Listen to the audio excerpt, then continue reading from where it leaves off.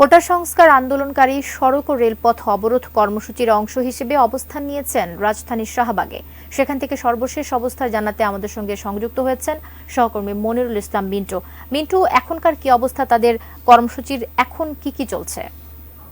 মেধা অর্থাৎ মেধার ভিত্তিতে চাকরির দাবিতে যে আন্দোলন, সেই আন্দোলন সকাল থেকে শুরু হয়েছে এবং সেটি চলমান রয়েছে এবং প্রচণ্ড রোদ এবং গরম সেটি উপেক্ষা করেই শিক্ষার্থীরা তাদের যে দাবি, সে দাবির নিয়ে শাহবাগে অবস্থান করছেন এবং এই শাহবাগে আসলে কোনো ধরনের যানবাহন চলাচল করতে পারছে না। শুধুমাত্র জরুরি সেবার যে যানবাহনগুলো রয়েছে, বিশেষ করে অ্যাম্বুলেন্স, সেগুলো চলাচল করতে পারছে এবং তারা এখানে স্লোগান দিচ্ছেন, প্রতিবাদী গান হচ্ছে, প্রতিবাদী কবিতা হচ্ছে এবং তাদের যে দাবি, সে দাবি সেটি হচ্ছে যে সর্বোচ্চ 5 ভাগ কোটা থাকতে পারে, সেটি সুবিধাবঞ্চিত বা পিছিয়ে পড়া জনগোষ্ঠীদের জন্য।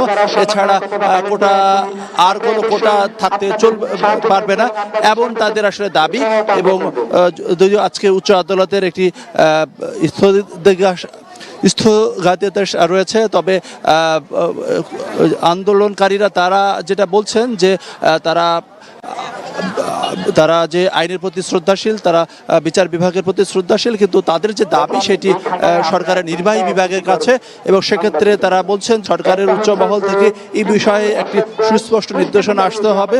এবং আজকে তাদের যে কর্মসূচি সন্ধ্যা পর্যন্ত চলবে, এখন পর্যন্ত যে ঘোষণা, আজকে সন্ধ্যা 7টায় পরবর্তী যে ঘোষণা বা কর্মসূচি সেটি ঘোষণা হবে এমনটি তারা বলছেন এবং তারা তাদের যে কর্মসূচি সন্ধ্যা পর্যন্ত চালিয়ে যাবেন বলছেন।